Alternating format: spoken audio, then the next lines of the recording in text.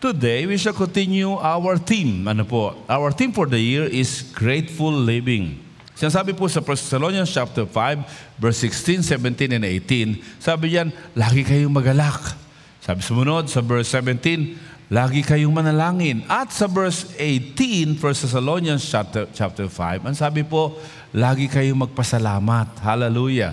Mga kapatid, mga minamahal, we have chosen to choose for our theme for 2025 ay yung pong pagiging mapagpasalamat. Grateful living. Sigaw nga ho natin. Sigaw na ho ba yan? Mas malakas po. Grateful living. Ang pinakamasamang ugali ay yung ingrata. Yung hindi marunong magpasalamat. Yung parang entitled. Yung parang para bagang utang ng mga tao sa kanya yung ginagawa. Para bang hindi marunong mag-thank you. Napakasamang ugali nun. Sabi mo sa tayo mo, ha? Huwag ka masama ugali. Kailangan magpasalamat. And the whole year, we want to emphasize on this. That maging tatay, nanay, anak, we want all of us to become grateful. Hallelujah.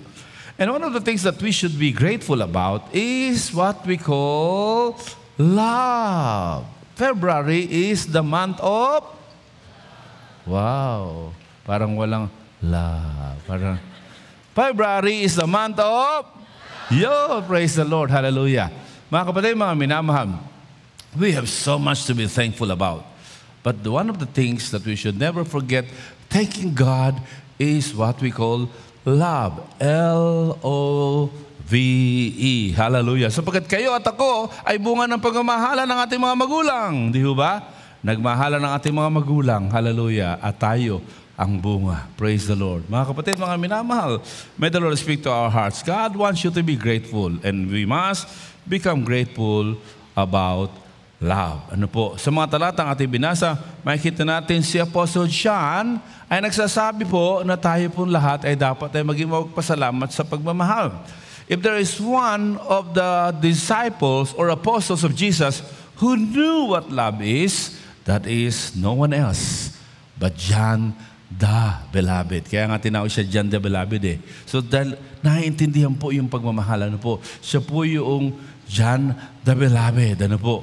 Ibig sabihin mga kapatid, mga minamahal, you and I must be man of woman of love. Hallelujah. Kaya paano natin malalaman kung ikaw ay grateful for love or ungrateful for love? Para natin malalaman kung ikaw ay nagpapahalaga sa pagmamahal o sinasantabi mo ang pagmamahal sa iyo ng mga tao sa paligid mo. Well, si Apostle John ay meron 3 panukala sa atin sa araw na ito mula sa 3 talata na ating pong binasa. Una, sabi niya po ay ganito, see what great love the Father has lavished on us. The key word here is the word see. Pakisabi nga po, pakilakasan, see. Tignan ninyo. I cannot help but to remember a psalmist in Psalm 34 verse 8 who said, ano po, ang ganda po ng sabi, Psalm 34 verse 8, taste and see that the Lord is good. Mga kapatid, mga minamahal, it is important for you to understand na mahalaga na tayo ay magkaroon ng proper appreciation of love. Hallelujah. And that's the first point. You and I must appreciate love. Ano po? Dapat tayong lahat, ano po, maunawaan natin. Sabi ni John, are you thankful for love? If you are, then you must appreciate love. How can we appreciate love? Ang sabi, see. Isipin mo, titigan mo, unawain mo kung gaano kakamahal ng tatay mo, ng nanay mo, na kahit ikaw ay baksak-baksak sa pag-aaral, pinag-aaral ka pa rin, di ba? Na kahit ikaw ay hindi gumagawa ng gawaing trabahong bahay, ay pinapatira ka pa rin sa bahay nila. Di ba? At paano malalaman kung ikaw ay mahal ng asawa mo? Huwag mong isang tabi. Huwag mong baliwalain. Huwag mong i-ignore ang kanilang expressions of love. That may not be the same expression as yours, but it's just the same. They're expressing their love for you. Ang asawa ko, ang kanyang primary love language ay physical touch. Kaya gusto niya lagi magkahawak kamay o kaya ay nakadantay ako. Kaya ako, lugi ako eh. Pagka nagkatampuhan kami, kaginagabihan, wala akong magagawa kundi dumantay sa kanya ang kamay ko o kaya ang aking paa. Ganun po. Sapagkat kahit nagkagalit kami, sasabihin niya, dantay mo na paa mo. Ganun po. Kaya sumasama pa ang loob ko, ayoko pa. Eh pag hindi ko dinantay ang aking kamay o paa sa kanya, lalo kami mag-aaway. Bakit? Ang love language niya, physical touch. Ano po? Alam nyo, nakakainis ko minsan sabihin na sa seminar, kagaya sa 14, meron tayong seminar. Ano po? Every year ito. Ano po? At meron tayong dinner date. Ano po? At kakanta ang mga best singers po natin. Ano po? At doon po tayo sa CTFE. At minsan pa sabihin, mga mag-asawa, magyakap kayo. Tapos minsan makikita ko, yung babae talaga kumakayakap, tindi. Yung lalaki nakaganon lang. Nakakainis, ano? Di ba mga babae? Nandiyan ba kayo mga babae? Di ba? Yung babae kumakayakap, talagang tuwang-tuwa pa yung lalaki. Kaganon lang. Aba mga kapatid, ano po? You don't appreciate the love of your wife. And that is not pleasing to God. If you are a man or woman who thank God for love, you must appreciate love. Yung pagmamahal ng nanay mo, pagmamahal ng tatay mo, ano po, na kahit tayo hindi tumutulong sa gawaing bahay, ano po, nagbubunga nga lamang, pero ganun, just the same, patuloy kang pinagpaplansa ng damit niya, ng damit mo. Patuloy kang pinagluluto. Mga kapatid, mga minamahal, sabi po ng Psalmist, taste and see that the Lord is good. Mahalagang maunawaan natin. Alam nyo, if there is one controversial book of the Holy Bible na nung panahon ng canon, ng canon law, kung kasama ba ito sa scripture o hindi, ay ito po yung pong Book of Lamentation. Kasi po yung Book of Lamentation, from start to the end, puro lament, puro sama ng loob, puro mga hinaing. Kaya the scholar says, is this part of what God wants to say? But because of the authorship, because of the source criticism, because of all of the factors to consider, if this is part and parcel of the Holy Scripture, pasado ho siya. Kaya they zoom into the message of the whole book. Talagang mula sa simula hanggang sa wakas, puro lament. But there is one verse that finally convinced the scholar that this is part of the Holy Scripture. Alam niyo kung saan yun? Sa chapter 3 ng Lamentation, verse 21 to 23. And by the way, this is one or the second theme verse ng Philippine Bible Society sa ating tinatawag na National Bible Month, National Bible Week, National Bible Sunday, at National Bible Day. Kaya tayo po ay nagpapasalamat sapagkat we were privileged to be given by the Philippine Bible Society as a former Vice President and Vice Chairman ng PBS, at until now I am privileged to become part of the board. We have the privilege na maka-discount ng 100 pesos sa kanilang already subsidized Bible. Di ba? 245 sa bookstore o 235. Samantalang sa Hope of Glory, mabibili 300 lang. Hallelujah, praise the Lord. Hindi. 145 ba or what? Di ba? At kung bibili pa kayo ng altar para mapapaala-ala yung ganito, may altar. Magkano to, Pastor Alen? 300. May Bible na. Kung sabihin niyo naman na may Bible na kayo at gusto niyo lang yung altar na ganyan para nagre-remind, pwede naman. Kaya lang 300 pa rin. Hallelujah, praise the Lord. So mga kapatid, na minamahal, yung isa nating kapatid, may school siyang maliit. Meron siyang field trip sa mga estudyante niya. Pupuntahan nila yung mga police station na maliliit at malaki. At bumili ng maraming ganyan. At bibigyan niya yung mga police station ng Bible altar. Palapakan nga natin ng Panginoon sa ganon. Kaya ang gandang panregalo. But what I'm saying is this. The second key scripture sa anniversary or sa celebration ng Philippine Bible Society, ito pong Lamentation. Sabi po niya, ang dami niyang hinaing. From chapter 1, up to chapter 3, verse 20, puro hinaing yan. Tapos, chapter 3, verse 24, hanggang sa kauli lang, puro hinaing. Pero the central ng libro ay yung chapter 3, verse 21 and 24. And let us read that. Sabi po, pakibasa nga ng malakas. Want to read? Yet, this I call to mind. And therefore, I have hope. Kaya ang tema natin sa Philippine Bible Society, the Scripture gives hope. Ang salita ng Diyos ang bibigay ng pag-asa. Kaya kami ng Catholic Bishop Conference of the Philippines, tayo po sa Philippine Council of Evangelical Churches, National Council of Churches, we went to Batanes, to have our annual retreat. and to have a strategic planning then for the rest of the year, paano ang lahat ng simbahan ay patuloy na ma-promote sa mga parishioner ang pagbabasa ng Biblia. Ano po? And I was privileged to ask to expound on this scripture. Ano po? At doon sa aming retreat. But as I was studying the verse, I cannot help but to be blessed how true and how real the Bible gives hope. And how can the Bible give hopes? Who give hope? Well, ang sabi diyan, yet this I call to mind, therefore I have hope. Meaning, depende yan sa kung ano ang isasaksak mo sa utak mo. Na sa dami ng lament ni Jeremiah, before and after, sabi niya, yet this I call to mind. Parang ang hirap, pero nagpapasya ako, isaksak sa utak ko ang katotohanang nagbibigay sa akin ng pag-asa. Ano yon? Verse 22 and 23. Ano po? They are, because of the Lord's great, we are not, for His compassion never fails. At ano sabi po, verse 23, they are new every morning, great is your faithfulness. The steadfast love of the Lord, His mercies never.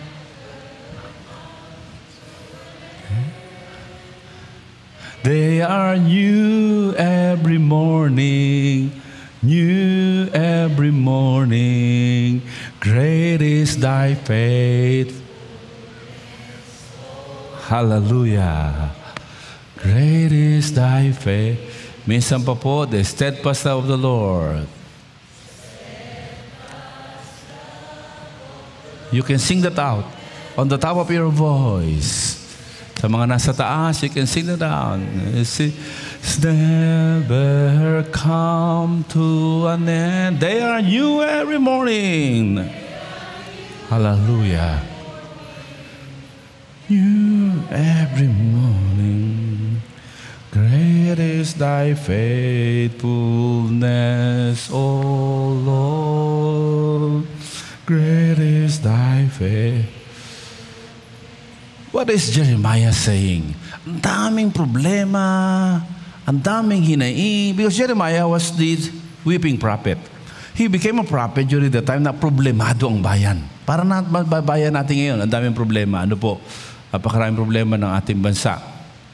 Pamahal ang bilihin. Ano po? At ang pinakamatindi, tayo mga Pilipino, parang nasanay na lang. Wala lang. Mas gusto pa natin ipagtanggol yung politiko natin kaysa ipagtanggol ang kalagayan ng mga Pilipino. Ano po? Kaya kailangan ng panalangin. Kaya meron tayong 40-day prayer and fasting. Ano po? Pero ganun din si Jeremiah. Talagang wherever he turned his eyes, puro problema. Pero sabi niya, salamat sa pagkasakita ng problema, I can recall that God's love never ceases. Hallelujah. Mga kapatid, mga minamahal, may the Lord speak to our hearts. We must appreciate the love of God. Whatever is our situation, ano po? Ano man ang problema mo financially, physically, ano po? O sa trabaho mo kaya, always let your mind always dwell on the never-changing love, or I should say, great love of God for all of us. And one of the ways to appreciate, merong Pauline version, si Paul, Romans chapter 2, verse 4. This is the Pauline version of appreciation of the love of God. And how is it? Romans 2:4. Ang sabi po ay ganito, or do you show contempt for the riches of peace? In the original, loving kindness, forbearance, and patience, not realizing that God's loving kindness is intended, what? To lead you to? Yun. Alam niyo po, tayo po, hindi natin pinamumukha sa tao kasalanan niya. Ikaw, ito kasalanan mo, sa demonyo yan. Hindi, no. The more na pamumukha mo yung kanyang kasalanan, lalo siya nababaon. Ang ipaalala mo sa kanya kung paano siya mahal ng Diyos sa kabila ng kanyang mga kasalanan, kung paano siya minahal ng Panginoon sa kabila ng kanyang pagkakamali. At dahil doon, Tutubuan siya ng banal na hiya. Nandyan ho ba kayo? Nandyan ho ba kayo? Tutubuan siya ng banal na kahihiyan. Kaya hindi na siya magpapatuloy sa mali niyang ginagawa. Mga magulang, habang pinamumukha mo sa anak mo yung pagkakamali niya, lalo siya nababaon. Pero yung pamukha mo sa kanya, yung pag-ibig ng Panginoon na banal, kaya in return, tutubuan siya ng banal na hiya. Hallelujah. Para tumalikod sa kanyang mga kasalanan. Sa relihiyon, ipapakita sa iyo ang mga kasalanan, pagkakamali mo, kukonsensyahin ka. Lalo ka naman nababaon, you condemn yourself. Pero sa relasyon, hindi. Ipapakita ang kadakilaan ng pagmamahal ni God at ipapakita ang hindi nababawasang pagmamahal ni Lord. At the more you appreciate that, the more you understand that, the more na nagkakaroon ka ng motivation to respond by turning away from the things that hurts the one who loves you. Can you hear louder amen? Can you hear much louder amen? Kaya mga kapatid, mga minamahal, tandaan po natin, we must appreciate the love. Second, pangalawa po, don't just appreciate the love. To be grateful for love, you must also embrace the love. Hindi ka lang maniniwala na mahal ako ni God whatever happens, kundi panindigan mo yan. Damahin mo yan sa puso mo. Alagaan mo yan sa puso mo. Ano po? Hallelujah. Sa 1 John chapter 4, verse 16, 18, and 19, ito po ang sabi. Ano po? 1 John chapter 4, verse 16, tapos 18 to 19. Let's read this together. Ito po ang sabi. And so we know, and, pakibasa nga po ito, rely on, so we don't rely on our performance. We don't rely on our records, good records. Kasi yung performance mo, pumapalpak yan eh. Yung records mo may be good, but later on, it can be bad record. Ano po? But ladies and gentlemen, please understand, we are relying on the love of God. Not just that we know, we appreciate the love, but we must rely on God's love, ano po, para sa atin. God is love. Whoever lives in love, lives in God. And God in them. Hallelujah. Mga kapatid, mga minamahal, verse 19, ano po ang sabi? Verse 18 and 19. There is no fear in love, but perfect love drives out fear, because fear has to do with punishment. Dito pinapakita that punishment is a bad motivation. Pag ginawa mo yan, bibitin kita pati-patik. Matatakot yan, hindi gagawin. Pero, hindi yun lifestyle. Kagaya ng mga strong leader, tayo mga Pilipino, gusto natin strong leader. Sumusunod. Hindi totoong sumusunod, takot lang. Kaya sumusunod. Hindi natin kailangan ganun ng politiko. Ang kailangan natin politicians and political leader, somebody who inspires. Na kahit walang panakot na punishment, ginagawa kasi inspired. Nandiyan ho ba kayo? 5 lang, nandiyan ho ba kayo? Kaya, hindi totoo. Ang Pilipino, kailangan strong. Hindi totoo yan. Nagkabaon-baon tayo sa utang dahil sa strong leader. At nung nakaraan, lalo tayo nabaon sa utang sa gitna ng matinding threat to life. Biri mo, in the midst ng pandemic na ninakawan pa tayo ng mga politiko. Gusto nyo kasi strong leader eh. Hindi totoo na ang leader must be strong. Ang leader must have a clear direction and must be a servant leader to inspire others para tumayo ang lahat sa kanyang paa, para hindi tayo nakasandal sa gobyerno, kundi nakasandal tayo sa Diyos na nabigay sa atin ang galing at husay. Can you hear louder? Amen? Kaya sa darating na alalan, please, huwag kayo maghanap ng mga sikat, ng mga kilala, ng pamilya. Ano po, kaya tayo hindi makaahon eh. Totoong problema mga politiko, mas problema tayo mga butante. Kaya kailangan baguhin natin ang pagboto natin. Hindi namin ididikta ang sino boboto. Pero dapat kayo, tayong lahat, pag-aralan natin, ating siyasatin, ihahalal natin. Tungo sa pagbabago, piliin marangal na tao. May kahandaan, tapat kong maglingkod, ang tanging hangarin, isulong ang bayan natin, ang suhol. ang suhol. Malinis ang halalan, tagumpay ang bayan. Amen? Sino ang gusto maging matagumpay ang halalan at Pilipinas? Sumigaw ng malakas na amen at ipalakpak ang mga kamay na yan. So mga kapatid, mga minamahal, it is important for you to understand. Ano po? Balikan natin talata. It's not the punishment, but it's the love. Yung punishment, short-lived yan. Natakot sa punishment. Tanungin ko kayo na mamalo ng anak. Nung paluin ninyo ang anak nyo, sumunod, di ba? Natakot. Hindi ho ba? Ang tanong ko sa inyo, hindi na ba inulit? Di ba inuulit? Kasi takot lang ang motivation niya eh.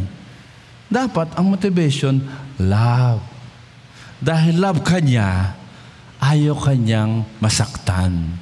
Kaya kahit wala ka, hindi niya na gagawin. Amen! Mga kapatid, mga minamahal, yun po, verse 19, ano po, sabi diyan, we love because He first loved us. Hallelujah. Mga kapatid, mga minamahal, tandaan natin that we don't even rely on our own love. It's the love of God imputed on us. And therefore, we love Him back. Kaya hindi tayo pwede magmayabang na, ako, mahal ko si Lord. Kayo, mahal niyo si Lord? Hindi. Kaya ka nagmamahal kay Lord, una ka nang minahal. Kaya wala kang pagmamayabang. Sige mo tayo mo huwag kang mayabang. Because that is imputed on you. That's why you are able to love your wife, your husband, your children, your parents. Because it is the love of God that you embrace. At ito matindi. Kahit sa tingin mo, hindi ka na mahal ng anak mo. Yung bang pinalaki mo, pinag-aral mo, binihisan mo. Tapos nagka-nobya, mas mahalaga pa nobya o nobyo kaysa sa'yo. Ang sakit, di ba? Tapos nagka-asawa, tapos hindi ka naman lang inaabutan. Parang ang sakit, di ba? Kaya pag tumatanda ka, parang nanliliit ka, hindi na yata, nako mga kapatid, don't rely on the love of your children. Rely on the love of the Lord. Can I hear another amen? Don't rely on the love of your husband or wife or your boyfriend or girlfriend. Rely on the very love of God for you. And I tell you, ladies and gentlemen, when you embrace that love, nobody can remove the sense of being loved in you. You will remain lovable whatever happens. May boyfriend o wala, ako ay lovable. Amen? May girlfriend o wala, ako ay lovable. May asawa o wala, ako ay lovable. Hallelujah. May pera o wala, ako ay lovable. Amen? Palima lang Parang 5 lang.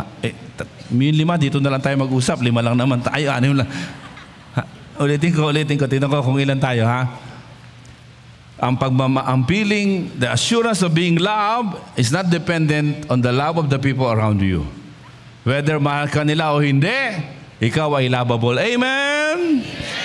Praise the Lord. Hallelujah. And when you and I feel that, I tell you, you can do great things. Alam niyo yung bata, anak, tula ka, tutula naman. Kata. I am what, the small boy, ganyan. Tamo, ang galing ng anak ko. Yung bata, talagang, he or she feels loved. Kasi talagang pinagmamayabang siya. Kaso, pag may mas maganda ng kumanta kaysa sa kanya, nanliliit na siya, di ba? Yung mga elementary, may mga valedictorian, ganyan. Feeling pinagmamayabang. Napunta ng high school. Napunta sa section na puro sila valedictorian. Yung may mas magaling na valedictorian kaysa sa kanya. Kaya, nanliliit. And they don't feel lovable anymore. Kasi may mas magaling na sa kanila. Kasi nung sa elementary, sila ang bida. Sila very dependent on the love of others. Ladies and gentlemen, when you embrace the love of God, no matter how people looks at you, ang mahalaga, how God looks at me. And I am lovable no matter what. Amen? Mga kapatid, mga minamahal, embrace. Don't just appreciate the love of God. If you are thankful for the love, don't just appreciate it. You must embrace it. Si John, sabi niya, sa John 13:23, sabi niya, he is the disciple whom Jesus loved. Nung una ko mabasa yun, sabi ko, bakit may favoritism si Jesus? John chapter 13, verse 23. Tapos, Noong nakapako na si Jesus sa krus, sabi doon, and Jesus saw the disciple whom Jesus loved. Si John na naman yon. Sabi ko, bakit gano'n? May favoritism si Jesus. Pero nung tingnan ko yung Matthew, Mark, Matthew, Mark, Luke, wala yon. Wala yung, and the disciple whom Jesus loved. Alam niyo kung saan naroon? Sa mga letters ni John. Meaning, as far as John is concerned, he embraced the fact that he is the disciple whom Jesus loved. Hallelujah. So, it does not mean that the other disciples are not loved. Ibig lang sabihin, as far as John is concerned, he don't just refer himself as the apostles of Christ, the disciples of Christ. Lagi niya sinasabi, I am the disciple whom Jesus loved. Di ba? Sa love? Kaya ikaw, pwede mo rin sabihin yun, di ba? Ha? Kung baga sabi ni John, ako ang paborito ni Lord. Hindi dahil yung iba hindi paborito. But as far as John was concerned, he embraced the fact that he is Christ's favorite. Pwede ba sabihin mo ngayon sa katabi mo? Ha? Sabihin mo, ako si Jonel, ang paborito ni Jesus. Sabihin mo nga, yung pangalan ng katabi mo, ha? Ako sabihin yung pangalan mo, ang paborito ni Jesus. Sabihin mo. Tamo, hindi mo masabi. Hindi mo ini-embrace eh. Kasi para sa'yo, para maging paborito ka, kailangan maging ganito ka, maging ganun ka, maging ganito. Conditional. But I tell you, ladies and gentlemen, the love of God for you that you must embrace is never conditional. Hallelujah! Wala bang palakpak sa Panginoon sa bagay na yan? Pangatlo at panghuli, mga kapatid, we must not only appreciate the love, if we are grateful for love, we must not only embrace it, but we must also imitate. Hallelujah. Imitations of the love. Ang sabi po ng mga talata, what we will be has not yet been made known, but we know that when Christ appears, we shall be like Him. And we shall see Him as He is. Verse 3. All who have this hope in Him purifies themselves just as He is pure. So it refers to being like Jesus, Kaya He is pure, we will become like Him. What is the point of the Apostle John? That if you are really thankful for the love, you will find yourself imitating the same love that you have received. You have received the unconditional love, and therefore you will give the same unconditional love. Hallelujah. Don't just be selfish na, mahal ako ni God. Mahalin mo rin. Hindi ka kaibig-ibig, pero minahal ka ni Lord. Amen? Kaya yung mga hindi kaibig-ibig sa paligid mo, mahalin mo na rin. Pumalakpak nga ang lahat na nag-amen dyan. John 13:34. Ano po ang sabi ng John 13:34? A new command I give you, love one another. As I have loved you, so you must love one another. How did Jesus love us? Unconditionally.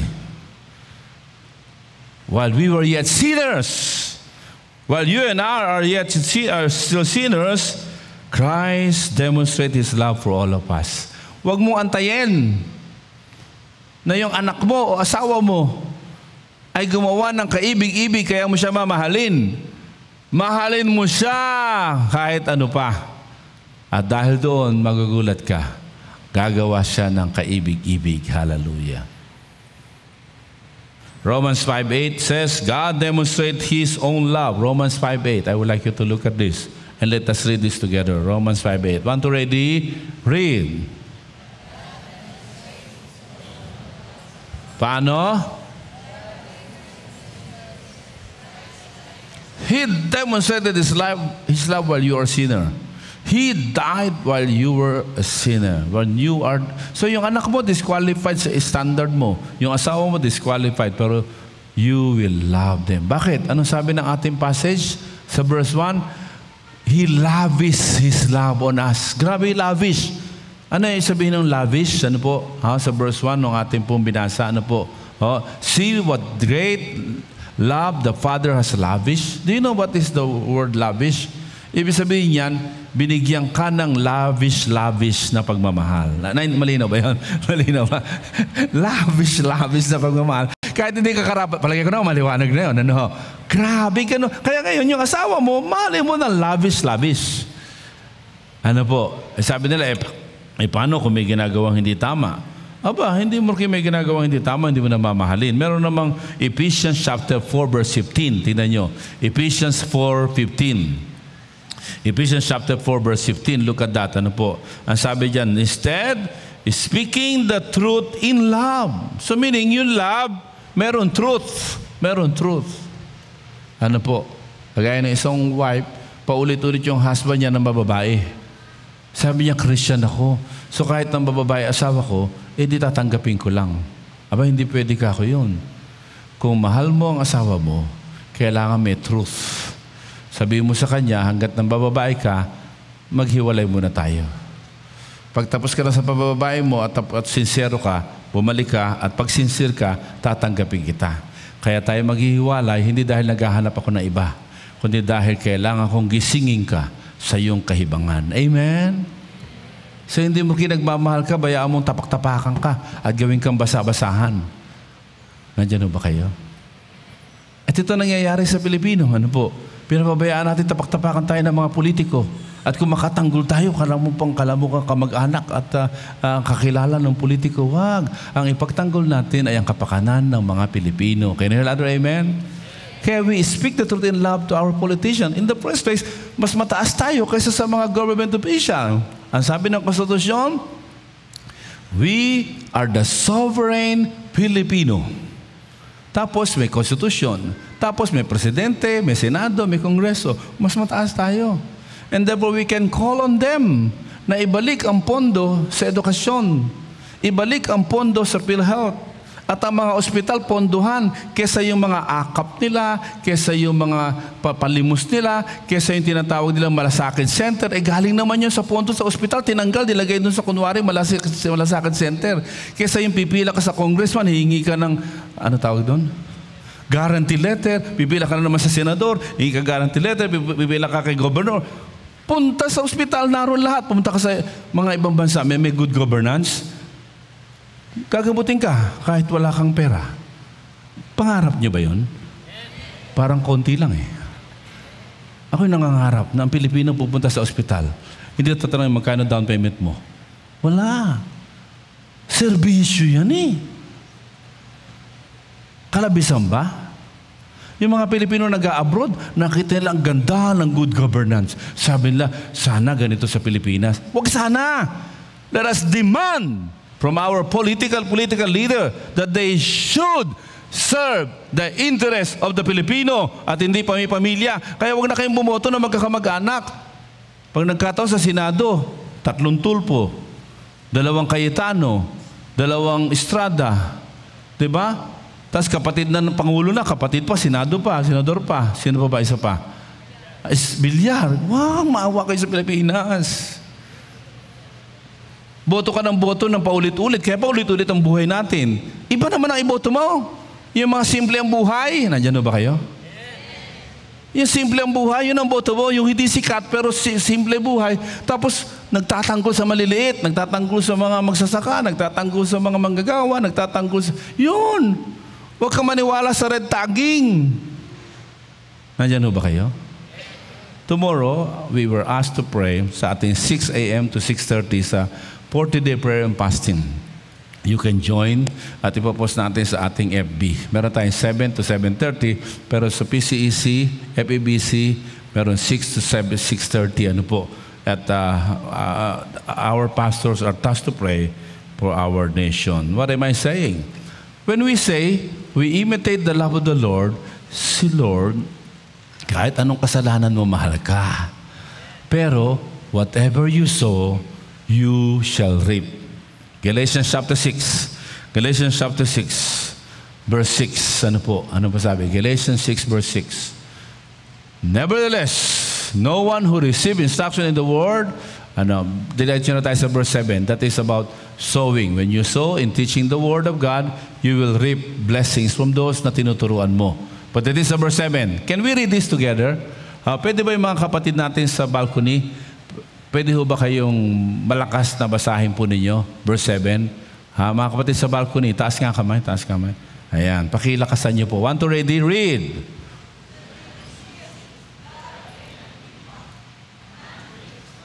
Yun. Ang itatanim mo, aanihin mo. Praise the Lord. Thank you. Papatawarin ka. Pero kung ano yung ginawa mo, may consequences. Hindi dahil pinarusahan ka ni God, ha? Kundi dahil yun ang tinanim mo eh. Aanihin mo. Sabi mo, bakit niyo ako pinarurusahan? Yan ang tinanim mo eh. Baha dito, baha doon. Ano tinatanim natin? Pinababayaan natin nakawin ng pondo sa flood control. Andiyan ba kayo? Pambira. Sa probinsya, mga bundok, mga binabaha. Paano pinababayaan nating putulin ng mga puno? Ano po? Mga kapatid, mga minamahal, when we say we imitate the Lord's love, it does not mean you will forget the principle of sowing and reaping. Kaya mahal mo ang anak mo, ayaw mag-aral. Pinapag-aral mo, ayaw mag-aral. Ganyan si Pastor TJ nung araw eh. Naku, na-chismis ko pa. Huwag niyo nang makwento na naikwento ko sa inyo. Sabi ng nanay niya, TJ, mag-aaral ka ba ng mabuti o hindi? Nag-girlfriend, kaya aga-aga. Huwag niyo nang makwento ko, Cheriper, ha? Nag-girlfriend ng kaya aga-aga. Kaya sabi namin, ano gusto mo, girlfriend o pag-aaral? Hindi maiwanan yung girlfriend, Kaya, pinaghinto muna namin. At kala niya, sarap buhay. Hindi. Sumama ka doon sa labor construction. Nag-construction. Si TJ, bata pa si Pastor TJ. Kaya galit na galit ang mga grandparents niya. Bakit niyo pinagko-construction ng apo ko? Yun ang consequences. Ano gusto mo? Aral o girlfriend? Hindi namin parusa to. Kasi kailangan, pagka wala kang trabaho, mag-aaral, ka. Nasimula nun. Pagbalik sa pag-aaral, nag-aaral. At talagang lumabas ang galing at husay. At nakipaghiwalay sa kanyang girlfriend. And praise the Lord. Tumalino. At natutong pumili ng tamang magiging girlfriend at napangasawa. Yan ang kanyang asawa, si Cheriper. Hallelujah. Praise God. Dahil mahusay pumili ang aking anak, mana sa akin na mga pangasawa. Pero bago niya natutunan yon, bahagi ng pagmamahal namin, we allow him to face up to the consequences. Alam nyo, pag nagmamahal ka, you will not condemn, but you will allow them to face up to the consequences. Yan ang problema natin. Yung mga politiko natin nagnanakaw, nakakawala. Kinakalimutan natin. Walang consequences eh. We forgive, and yet we let them face up to the consequence. What am I saying here? I'm saying na kung paano tayo minahal ni God, ganoon tayo magmamahal. At pagmamahal ni God ay meron pong, tinatawag natin top love. Walang kondisyon, pero top love. Hallelujah. Kaya ganoon din ang ginawa ng Ama. Pinahal niya si Jesus, kaya si Jesus nagmahal sa atin, tayo naman magmahal din daw. Handa ho ba kayo magmahal? Sabi ka nga ho ng malakas ng Amen. John 15:9. As the Father has loved me, so I have loved you. Sabi ni Jesus. Kanina naman sabi, as I love you, and so you also love others. And so because of that, we will love people. And how did Jesus love people? Last verse natin, Galatians 2:20. I have been crucified with Christ. It is no longer I who live, but Christ who lives in me. And the life I now live in the flesh, I live by faith in the Son of God who loved me and gave Himself up for me. Sa sobrang pagmamahal ng Diyos sa atin, ibinigay niya ang kanyang kaisa-isang anak na si Jesucristo. At si Jesus, ibinigay niya ang kanyang buhay doon sa krus ng Kalbaryo. At sabi ni Apostle Paul, dahil diyan, hindi na ako nabubuhay para sa sarili ko. Nabubuhay na ako para kay Jesus. Amen? Amen? 5 na naman. Dito na lang tayo 5. Amen? Yun. Praise the Lord. Hallelujah. Kaya, dahil po dyan, mga kapatid, paglingkod mo ang buhay mo dahil mahal mo si Lord. Paglabas nyo dyan, meron tayo dyang sign up. Mag-sign up kayo kung anong gusto nyo paglilingkod kay God. At i-assist kayo. Yung ating mga leaders dito, narito ngayon, nag-worship. Pero pagkarama, mamaya pupunta sa mga outreaches. May iba't iba sila mga outreach. Palapakan nga natin ang mga manggagawa ng Hope of Glory. And what is the motivation? The motivation is simple. The love of the Lord. Hallelujah. May we continue to grow in love. Si Pastor TJ, pangarap niya maging singat na manganganta. Kaya nagigig ho siya. Ano po? At ang tagahanga niya ay si Angeli Valenciano, yung asawa ni Gary. At gusto siyang kuhanin talento. Ano po? Pero bago makarating sa kanya, yung pasabi ni Angeli Valenciano na kung pwede siya maging part ng Genesis, kinausap na siya ng Panginoon. Na dahil sa pagmamahal sa kanya ni Lord, ibigay niya ang buhay niya. Nahihiya siya. Kasi ang tigas niyang pagsasabi niyang, hindi ako magpapastor, Papa. Ayan. Nahiya siyang bawiin. Kaya ang asawa niya ang nagsabi na kinakausap po ni Lord si TJ na siya magpastor na rin. Kaya nang dumating ang imbitasyon ni Angeli at tuwing meron kami board meeting sa isang board where I am the chairman and Angeli is one of our board members, ay tatanungin niya si TJ. Sabi ko, naku, iba na direksyon. Yung kanyang love of the life na sumikat ay pinalitan na ng love of serving God. Hallelujah. Palapakan nga ho natin ang Panginoon. That's why I am so thankful that we are reminded today that the greatest motivation we have, even in serving God, is loving Him. Shall we pray? Panginoon, maraming salamat po sa iyong mga salita.